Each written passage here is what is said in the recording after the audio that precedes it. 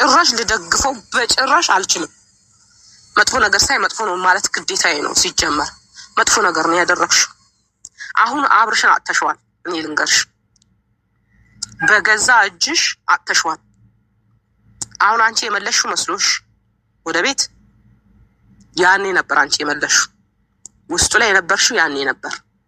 አጥተሽዋል። አሁን ወረዲ ለምን እንዳጣሽው ታውቂያለሽ? በራስሽ ስራ፣ በማይሆን ስራሽ አጥተሽዋል።